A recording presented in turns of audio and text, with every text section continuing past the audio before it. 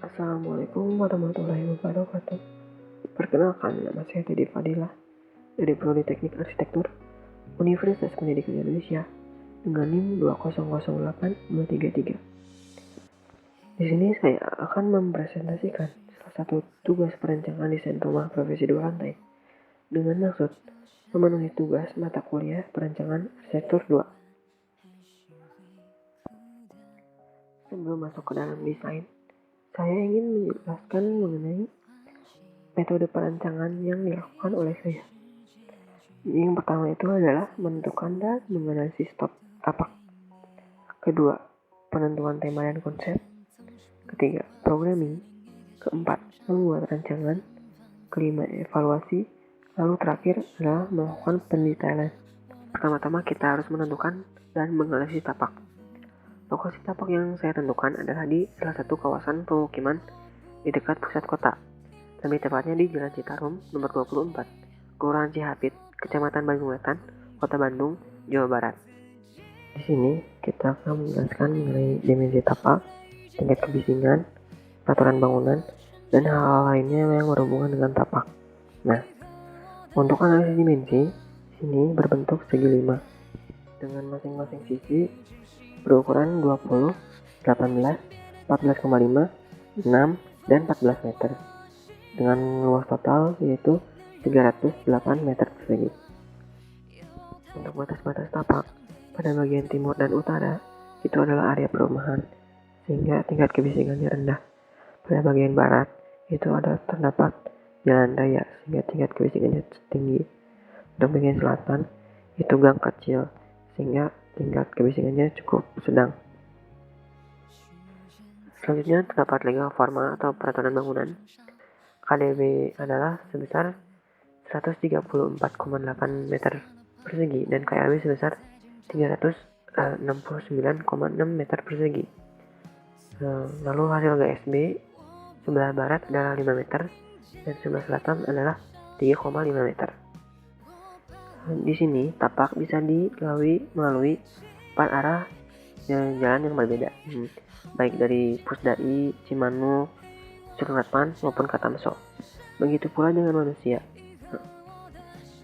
Lalu untuk pencahayaan alami, karena Bandung berada di garis dua khatulistiwa, maka matahari akan cenderung berada di arah utara, sehingga intensitas cahaya juga akan lebih tinggi di sebelah utara. Nah, di sini kita juga menganalisis mengenai view, vegetasi, dan utilitas. Di mana bagian depan itu terdapat Citarum dan rumah makan, bagian bawah itu terdapat gang kecil, lalu bagian belakang dan bagian samping kanan itu terdapat rumah tinggalan perumahan. Untuk vegetasi itu terdapat beberapa pohon seperti pohon palem dan selokan sebagai utilitas. Langkah selanjutnya adalah menentukan konsep. Konsep yang saya pakai itu adalah rumah hunian yang memiliki studio foto di dalamnya, tetapi tetap mempertahankan privasi dan kawasan publik. Nah, di sini juga saya akan membacakan beberapa hal mengenai konsep yang saya pakai, itu studio foto. Studio foto itu adalah tempat di mana seniman melakukan pekerjaannya. Lalu untuk alasan mengapa saya memilih studio foto ini karena itu lokasinya dekat dengan sekolah dan kantor, tapi tidak ada studio foto di dekatnya. Jadi ini merupakan peluang bisnis yang cukup baik. Selain itu di sini juga terdapat merek jual, di mana itu adalah ciri yang membedakan bangunan saya dengan bangunan lainnya. Nah, di sini namanya adalah cheese booth yang diambil dari kata cheese dan booth yang berarti tempat di mana kita mengatakan cheese atau tempat untuk berfoto. Jadi nanti akan ada konsep di mana bangunan itu berwarna kuning dan juga memiliki makanan-makanan yang terbuat dari keju. Langkah selanjutnya adalah programming, di mana kita memprogram kegiatan, menganalisis kebutuhan ruang, hubungan ruang, bubble diagram, dan gubahan masa bangunan.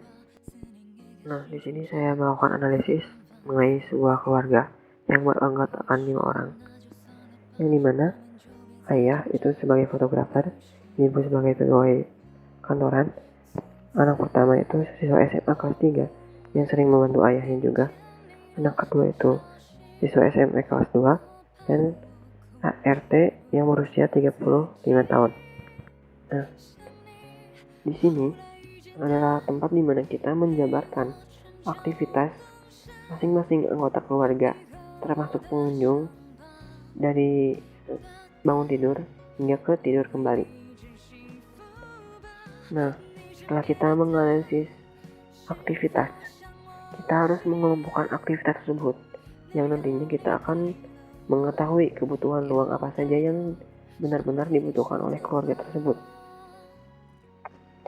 Nah, setelah kita mengetahui kebutuhan ruang apa saja yang benar-benar dibutuhkan, kita akan menentukan hubungan antar ruangan dan bubble diagram. Nah, ini ditujukan agar kita lebih mudah menentukan sirkulasi antara ruangan. Setelah kita menentukan kebutuhan ruang dan hubungan ruang, langkah selanjutnya adalah mempresentasikannya ke dalam sebuah denah. Nah, di sini terdapat denah lantai 1 dan lantai 2, di mana kita telah memikirkan bagaimana sirkulasi antar ruangan, orientasi ruangan, pencahayaan alami, peletakan pintu dan jendela, ukuran ruangan, dan juga kebutuhan-kebutuhan lainnya. Nah,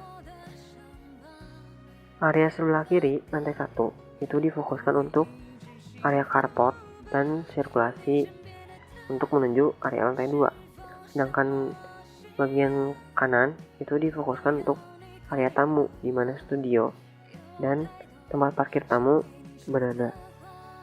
Untuk lantai 2 itu benar-benar difokuskan untuk area tidur dan area keluarga, sehingga area privasi dan area publik itu benar-benar dipisahkan dengan baik.